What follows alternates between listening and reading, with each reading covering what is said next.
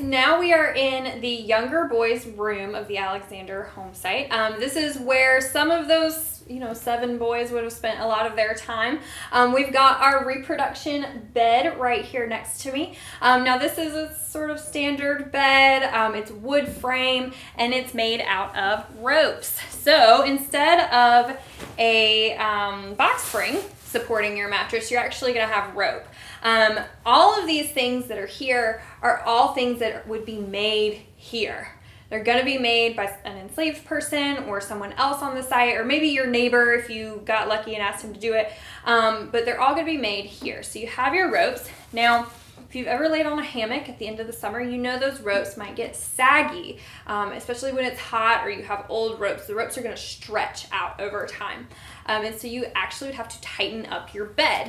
So here we have our bed key or our bed wrench, sort of continuing with the torture device theme. This is not what that is for, although I can imagine with 7 boys it might be used for that. So it's got these 2 little fingers here. These 2 little fingers are going to go between the loops of your ropes. It's essentially like tightening your shoelaces, and you would twist this. Now, somebody else would hold this nice and tight, so Lauren's going to be my Vanna White here.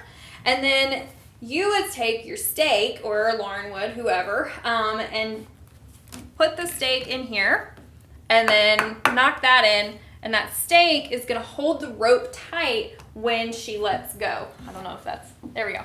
And then she's going to go all the way over to that side and do it again, and I'm going to follow her with the stake. And so this is something that would have to be done fairly often. Thank you. It's going to be depending on how old your ropes are. And at the same time, in addition to tying up your ropes, you're going to fluff your mattresses. So we have 2 mattresses on this bed. One is our corn husk mattress. Mattresses are usually stuffed with trash, something that you have enough of to stuff, 10 mattresses. We grow a lot of corn. We have a lot of corn husks. We're going to stuff our mattresses with it.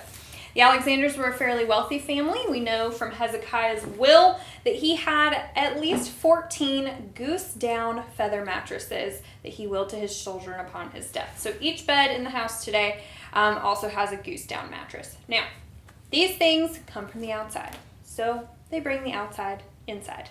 That means bugs. Alexander Hamilton calls bed bugs the great equalizer. You can pick up your mattress and shake it. You can flip it over. You can iron the sack here. Whatever you can do, you're still not getting rid of those bed bugs. Everybody has bed bugs. And in fact, that is where we get the saying, sleep tight, don't let the bed bugs bite. But you're never going to hear the Alexanders say that. That doesn't come into the common lexicon until the 1870s, almost 100 years after the Alexanders are living here. So one of the other sort of facts of life, in addition to the bed bugs and close to the personal hygiene issues that we talked about earlier, is the bathroom. On a place like this, you're definitely going to have an outhouse that's somewhere in the backyard, far away from the family, and that would be the main restroom for the people who lived here. But if it's raining or it's dark outside or you can't make it, you need an option B. And here in this house, option B is our chamber pot. There's typically one of these under each bed or one in each bedroom. So in this house, there would be at least 4. And they are typically ceramic like this one. They can have lids. A lid would be good. Or they cannot have lids. Just depends. They have handles and they're stored underneath your bed here. There's no separate room to go into for this. So I'm not going to go into that too much. There's no separate room for you to go into, and because it's open, there's not really any privacy either. But that's okay. They're not used to privacy. They're used to being open. So you have your chamber pot, and in the morning somebody's got to take this out. That was one of the very first chores that you would have to do as a child. It could have also been an enslaved child who's doing this, going around into every single bedroom, picking up this chamber pot, carrying it down the stairs, walking it all the way out to the outhouse, dumping out the contents, and then bringing it back in.